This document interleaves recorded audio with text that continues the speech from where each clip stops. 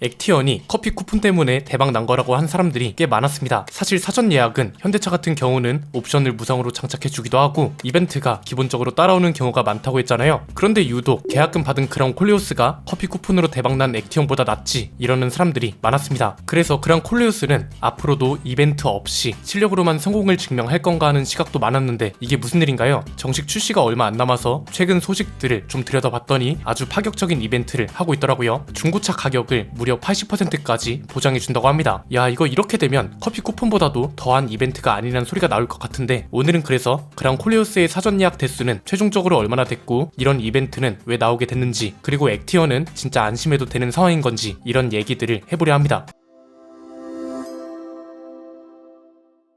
크라운 콜레오스의 사전 예약 대수가 12,000대를 돌파했다고 하는 분들이 있는데 이거 잘못된 정보입니다. 뒤에서 자세히 살펴보겠지만 이건 사전 예약 대수에 본 계약 대수를 합산한 거라고 합니다. 개인적으로 이게 좀 아쉬운 이유가 있는데 이건 뒤에서 이야기해보도록 하고요. 그래도 크라운 콜레오스한테 조금 유리하게 누적 계약 대수 12,000대를 기준으로 비교해보면 액티언은 사전 예약 기간 동안 55,000대를 기록했고요. 소렌토나 산타페는 집계 기간이 다르긴 하지만 참고하시라고 비교해보면 절대적인 숫자는 크라운 콜레오스보다 높다는 걸 알 수 있습니다. 그래서 뭐 굳이 이벤트 여부와 방식을 따지기 전에 저는 개인적으로 이거보다는 훨씬 더 좋은 성적이 나왔어야 하는 게 아닌가 하는 아쉬움이 있었고요. 4년 만에 나온 신차이기 때문에 안타깝지만 계약한 차주들이나 르노를 좋아하는 분들은 이 숫자에 만족하는 것 같아서 굳이 계약 숫자에 대해서는 언급을 더 안 해도 될 것 같습니다. 다만 커피 쿠폰에 대해 형평성이 어긋난다고 주장하는 분들이 꽤 많았죠. 물론 이것도 뭐 현대기아차는 옵션을 무상으로 장착해주는 이벤트까지 할 정도고 숫자가 중요한 싸움인 만큼 이런 모든 게 지주사의 역량으로 볼 수 있기 때문에 형평성을 명분으로 비판하기는 어렵다. 이게 제 생각이긴 합니다. 그런데 그럼에도 불구하고 이게 형평성이 어긋난다고 생각된다면 르노코리아도 좀 더 객관적인 숫자를 제시할 필요가 있어 보입니다. 이게 언론사들도 헷갈리는 것 같은데 어떤 언론사는 현재 계약금 10만원을 지불하고 본 계약이 체결된 물량은 12,000대를 넘긴 상태다. 르노코리아 관계자가 이렇게 말했다고 보도하더라고요.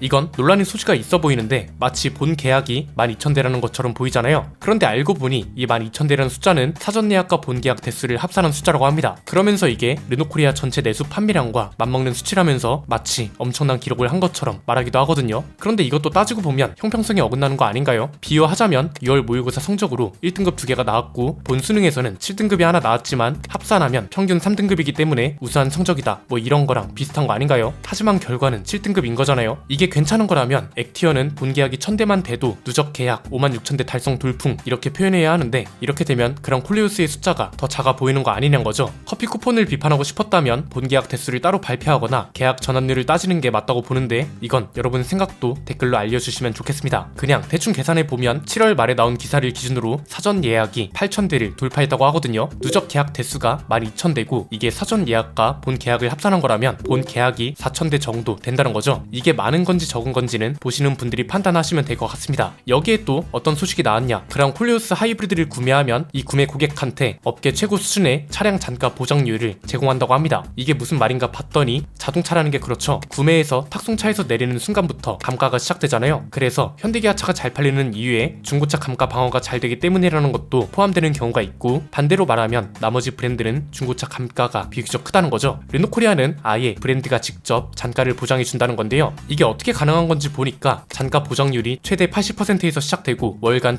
1250km씩 기준 주행 거리를 늘려가고 최장 5년까지 차등 적용된다고 합니다. 설명이 어렵게 돼 있는데 그냥 1년 단위로 보면 쉽습니다. 차를 처음 구매하고 1년 동안 10,000에서 15,000km를 주행한 차라면 감가가 75% 보장되는 거고 2년 동안 25,000에서 30,000km를 주행한 차는 70%, 3년 동안 40,000에서 45,000km를 탄 차는 64% 이런 식으로 감가를 보장해준다는 겁니다. 그리고 기간별 최소 주행거리가 있는데 실제 주행거리가 최소 주행거리 기준보다 적다면 5,000km당 0.5%를 추가로 보장해준다고 합니다. 예컨대 2년 동안 19,000km를 탔으면 2년 최소 기준 주행거리가 25,000km니까 6,000km를 덜 운행하게 된 거잖아요. 이때는 총 71%가 보장된다는 거죠. 좋은 혜택인 건 맞습니다. 그런데 이렇게 되면 커피 쿠폰에 대해 뭐라 할 수 있는 건가요? 이게 그러니까 르노코리아 직원들의 주장인지 그냥 콜레오스 차주들의 주장인 건지는 알 수 없지만 오히려 이런 주장들 때문에 르노코리아는 이벤트를 할 때마다 야 너네는 왜 이벤트를 하는 거야? 공정하지 못해 이런 소리를 듣게 되지 않을까 싶은 거죠. 이달 중에 정식 출시가 되고 고객 인도도 시작되는 걸로 알려져 있으면서 마침 기아는 K8, KG KGM은 액티언을 정식으로 공개해서 그랑콜리우스의 근황도 함께 살펴봤고요. 어쨌든 비슷한 가격대에선 액티언과 그랑콜리우스가 경쟁할 수밖에 없는 건 맞습니다. 액티언은 그래도 초기 반응이 괜찮은 상태입니다. 사전 예약 대수는 부정할 수 없고 실물과 가격 그리고 옵션이 정식 공개된 이후에도 반응이 괜찮습니다. 그래서 본계약 전환도 나쁘지 않을 걸로 보이고 고객 인도 이후의 판매량도 꽤 잘 나오지 않을까 싶습니다. 문제는 이럴 때 정말 조심해야 한다는 거죠. 기대치가 높아진 만큼 엄격한 잣대를 들이미는 경우도 분명 있을 겁니다. 그 회사의 규모나 상황에 따라 제품 평균은 다를 수 있지만 그렇다고 한국 자동차 시장이 만만한 것도 아니기 때문에 어떻게 보면 당연합니다. 조만간 저희도 결과물을 확인하겠지만 가장 심각했던 디스플레이 오류와 사용 편의성이 어떻게 개선될지 출시 전에 확인한 내용이 실제 결과물에는 어떻게 반영되었을지 이런 걸 확인해야겠죠. 만약 이번에도 똑같은 문제가 발견된다면 이건 정말 치명적일 거라고 말씀드렸습니다. 액티언이 그랑콜리우스 덕에 여론상 반사 이익을 봤다는 것도 부정할 수 없고 이 소리는 결국 없을 뻔했던 기회가 기적처럼 생겼다는 것이기도 해서 디스플레이 메뉴가 개선됐다고 했던 것들, 조작은 얼마나 편리해졌고 영상에서 다뤘던 문제들을 어떤 방향으로 개선된다고 했으니 실전에서도 그런 문제가 없어야 한다는 겁니다. 최근에 확인해보니까 그래도 회사 임직원들이 저희가 이야기했던 대로 끝까지 문제점을 파악하고 오류가 없는 상태에서 출시될 수 있도록 노력하고 있는 것 같습니다. 요즘 무빙 쇼룸이라고 실물을 잠재 고객들이 볼 수 있도록 돌아다니고 있잖아요. 이거랑 동시에 오류 테스트도 계속해서 진행 중이라고 하고요. 이것 때문에 무빙 쇼룸 행사 기간에 인플루언서들이 실내 촬영을 금지했던 거라고 합니다. 테스트 막바지이기 때문에 나가면 안 되는 것도 있고 이건 당연히 완제품이 아니기 때문에 당연히 그럴 수밖에 없었던 거죠. 이런 걸 보면 이번만큼은 오류 잡기의 진심이라는 걸 알 수 있는 거고 한편으로는 안심이 되긴 하지만 그 전 차들도 개선이 된다 했다가 안 된 경우가 몇 있기 때문에 끝까지 지켜봐야 하는 건 사실입니다. 그랑콜리우스의 여론이 안 좋다고 해서 안심하면 안 된다는 거죠. 그냥 냉정하게 말하면 부산 모빌리티 쇼 직후만큼 르노코리아에 대한 부정적 여론이 강세인 건 아닙니다. 이건 뭐 우리가 이상한 게 아니라 시간이 지나면 잊혀지는 게 당연하잖아요. 이건 무슨 소리냐? 액티언을 견제하고 있는 차들이 굉장히 많다는 겁니다. 스포티지보다 크고 소렌토보다 작은 차입니다. 이 소리는 스포티지와 소렌토가 양쪽에서 견제를 하고 있다는 거고 당장 정면에 그랑콜리우스가 막아서고 있다는 것과 마찬가지란 거죠. 이 상황에 높은 사전 예약 대수에 안심하고 발전 속도가 느려진다? 그랑콜리우스가 판매량 우위를 가져갈 뿐 아니라 신차 효과도 오래 끌고 갈 수 없을 겁니다. 르노코리아도 보면 그랑콜리우스를 많이 팔아야 하기 때문에 처음에는 커피 쿠폰을 가지고 뭐라 했을지 몰라도 결국 지금은 르노코리아도 이것저것 이벤트를 내놓고 있는 거잖아요. 여기에 스포티지가 곧 페이스리프트 되면 액티언보다 작은 차라 해도 수요가 겹치는 부분이 당연히 있을 겁니다. 그래서 미리 연식 변경에 대해 제안하자면 지금은 S7이 최하위 트림이긴 해도 풀옵션 수준으로 구성이 됐잖아요. 연식 변경쯤 S5 트림을 신설해서 기본 사양을 지금보다 빼고 가격도 3천만원 초반이나 아니면 아예 파격적으로 2천만원 후반대로 시작하게 하는 것도 방법이 아닐까 싶습니다. 연식 변경하면서 경제형 트림이라는 이름으로 새로운 트림이 나오는 경우가 꽤 많거든요. 오류를 잡는 건 기본이고 이런 식으로 신차 효과를 최대한 길게 끌고 가는 것도 필요해 보입니다. 오늘 소개해드린 것처럼 그랑콜리우스도 여러 방법으로 신차 효과를 끌고 가려 하고 있기 때문에 근황도 살펴볼 겸 경쟁사인 KGM에도 제안을 해봤습니다. 오늘 내용은 여기까지입니다. 내용이 유익하셨다면 구독과 좋아요 알림 설정 부탁드립니다. 지금까지 저는 안피디였습니다. 감사합니다.